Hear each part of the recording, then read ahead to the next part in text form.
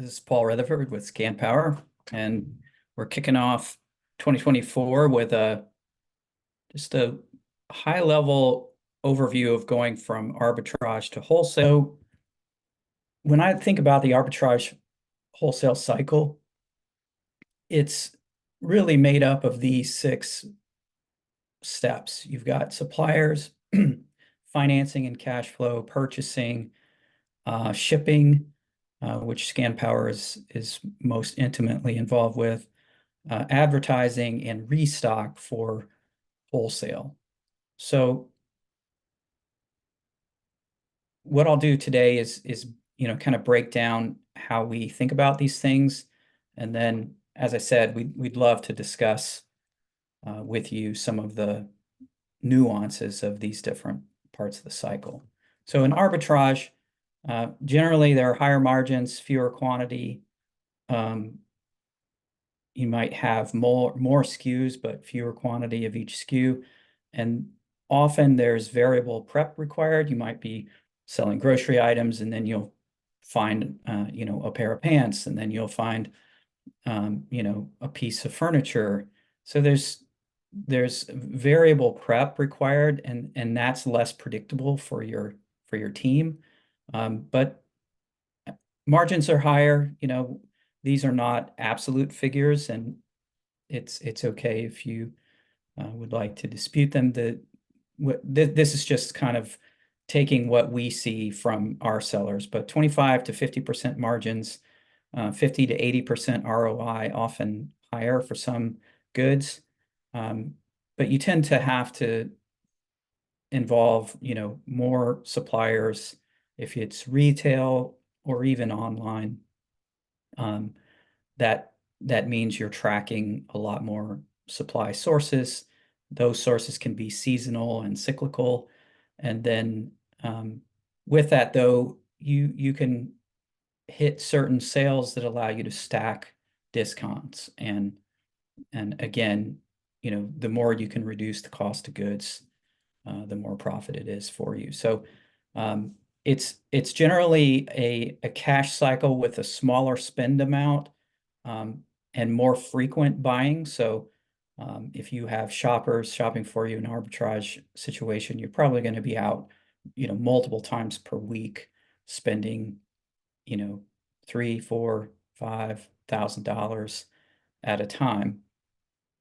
And when you bring those, items back to process them, the shipments are often going to be smaller because there's only so much product that you can, fit in a car or a van and take back. And while many of our arbitrage sellers have warehouses, you don't necessarily need a warehouse for arbitrage. Wholesale, on the other hand, is lower margins generally, in the 12 to 15% range, lower ROI. And then we're adding in, advertising costs often because with Amazon's new advertising, sponsored ads, even if the customer is searching for the exact product you're selling, it may fall beneath the first page, and the only way to put your product in front of the customer is going to be spending some on ads. So if we're talking about a private label product, the A costs or advertising costs of sales might be much higher in the 25, 30, even 40% range. But for wholesale goods where the brand is known, it's a recognizable product, the spend should be lower. So again, these are just numbers that I've taken as average across some of our sellers. They're not necessarily accurate for your products, but hopefully it's not, above 5%. And then the cash cycle breaks down. It's more monthly spend or less frequent spends, but larger amounts. So you might put together a purchase order for $1,500, $2,000, or you might put together a purchase order for $50,000, and that's not uncommon in wholesale. And we'll talk more about that later, but the shipping cycle also slows down a little bit. So you might have multiple shipments per month, your orders are coming in, every, say, 18 to 20 days. And those shipments that you put together are going to be typically less than a truckload or even full truckload shipments. So you're going to save a lot on the inbound shipping cost, even versus, small parcel partnered shipping. So you might spend a couple $100 for multiple pallets in a very large shipment versus, sending 25 boxes of things and spending, nearly $100 or even more for a small parcel. So wholesale definitely has that advantage. And then in order to scale for wholesale, you really need a warehouse. And um, that's a whole topic that, is fairly complicated. Doesn't mean you have to go out and buy a warehouse. Could mean that you lease space from a friend who does have a warehouse. It could mean that you lease space from another business and use their, let's say they have a loading dock that is unused and you use that. And then finally, ScanPower, we work with tons of prep centers, and I'm pretty sure there are prep centers, on this live, and we'll bring them in when we can. But um, you have the ability to use a prep center so that you don't even touch the inventory, and that can have its advantages too, especially when um, especially when you're managing other things about the cycle that are complicated, whether that's supplier relationships or the purchasing side of it, and in particular the forecasting side. So again, we'll talk about this later. Many, many people talk about wholesale, and all of the focus is on identifying suppliers, contacting suppliers, building those relationships with suppliers and distributors. We're not going to get into that today. There's lots of available free information out there, and I'd be happy to drop some links in the chat. Okay, so financing and cash flow.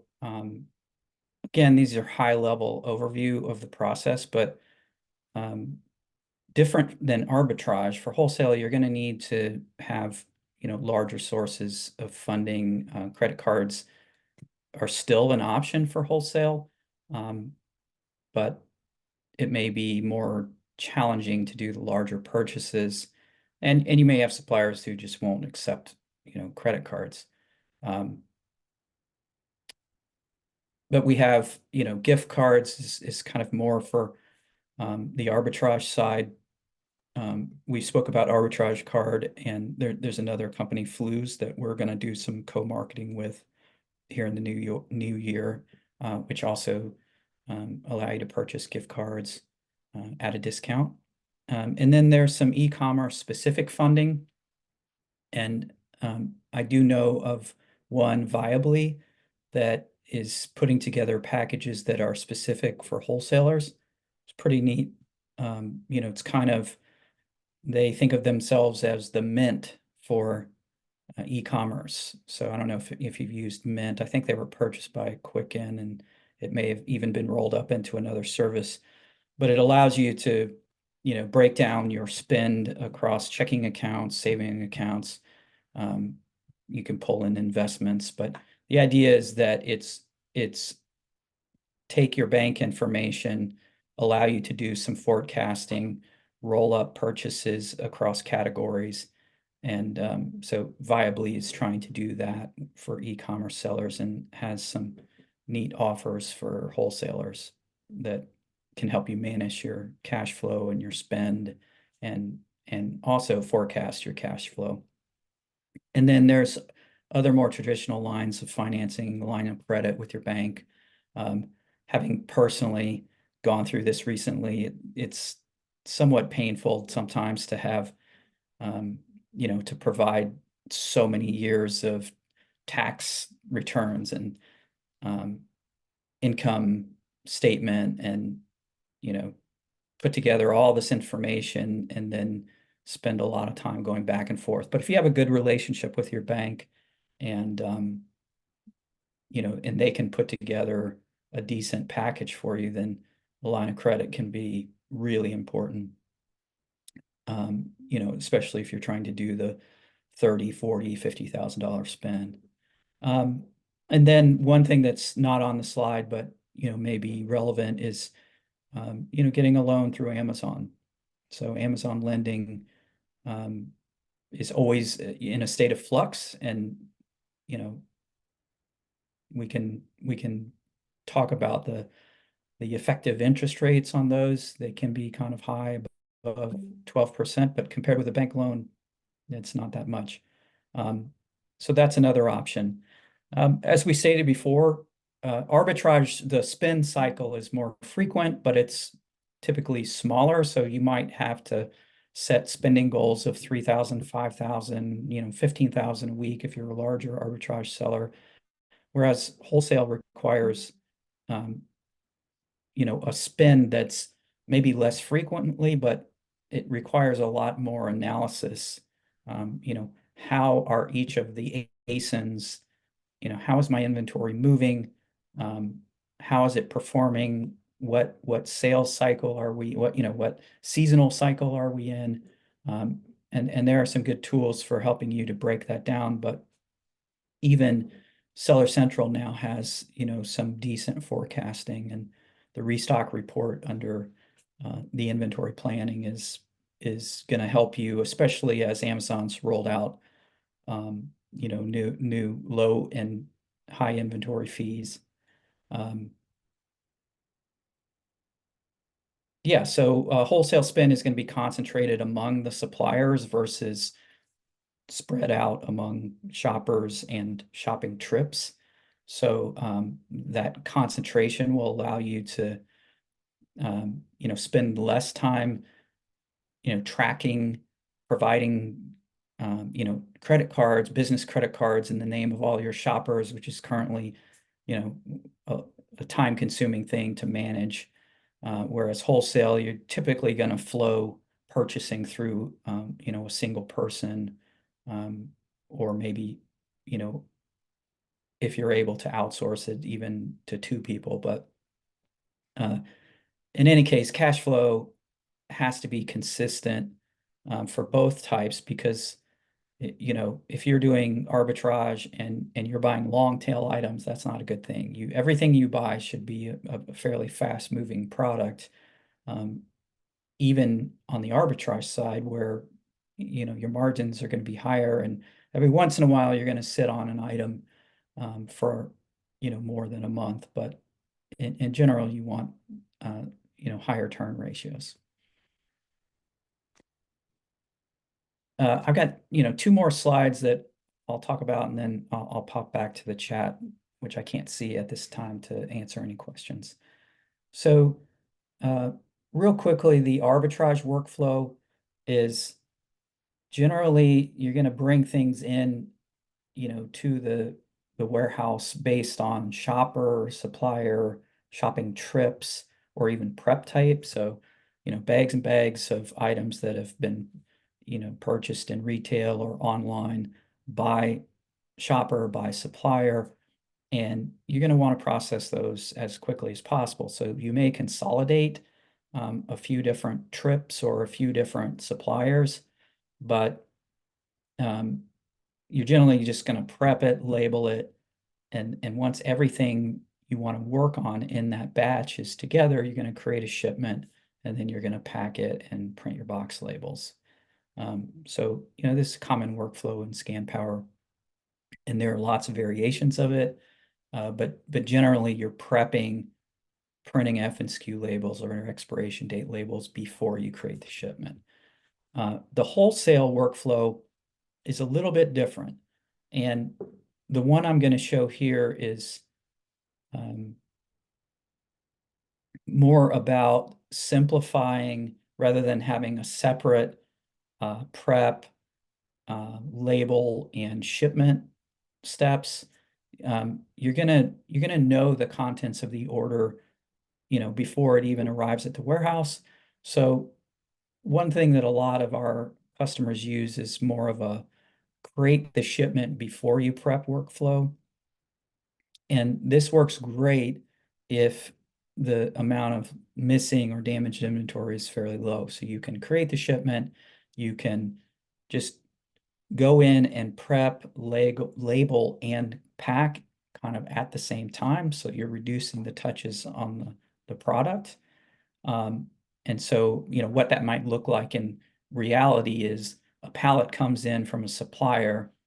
In the best case, those cases are available to just be sent right into Amazon. So what I'll call a cross-dock scenario.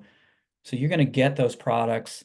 You're going to, import the whole order into ScanPower and then create the shipments without having received all the products. And then rather than count and sort all of the things that came in, you're just going to start, scanning them into boxes and, printing labels as you go, printing box labels, and then kind of handling missing and damaged items at the shipment level rather than the batch level. And so there's kind of two paths that we talk about here, but basically if you can adjust the quantities in the shipment and it's less than between 5 and 10%, Amazon often will let you make those adjustments. And if it's more than 10%, it's often more efficient just to pull those items completely out of the shipment and just continue packing to get the shipment out the door and then come back and include those in another shipment. So that's the wholesale workflow. There's lots of variations on the theme, but the idea is with wholesale, you may not need to touch the products 2-3 times in order to prep them and label and pack and require waiting on having all the items there in front of you before you create the shipment. So there's actually a flow that's similar to this wholesale workflow for arbitrage. If you use our buy list, where you can kind of import the buy list, but most sellers still want to inspect those products, check for damages, check for marks, check for anything that may cause it to not present as new before they create the shipment, just to avoid having multiple shipments, because once that skews in the shipment, you can remove it. But yeah, so both of those workflows actually are applicable to wholesale and arbitrage, but the wholesale workflow can be quite a bit more efficient. As we mentioned before, this is a wild thing about selling wholesale. You may have a product, let's say, like I know someone who sells Fisker, and you've got some scissors that someone goes on to Amazon.com, they search for specifically for the model that you're selling. You may not appear in the search results until the second page. You may be 15 below, sponsored results. And so this is another thing where sometimes selling wholesale requires some sponsored ads. That ad spend should be considerably less than if you're selling your own private label product, but it's still something you have to factor in. And again, if you're looking for recommendations for people who can help you with advertising, happy to send those separately. I know many people who are successfully doing this without being an expert in advertising. They've just got they've got the process down, and they know how to manage it. And then finally, kind of the last step of the cycle, and this only applies to wholesale, is restocking. So figuring out what's your sell-through rate, in this formula that I put up, it's, average daily unit sales. You can use the ScanPower sales report and some of our performance reports to get an idea of this. at different times throughout the year, come up with an average.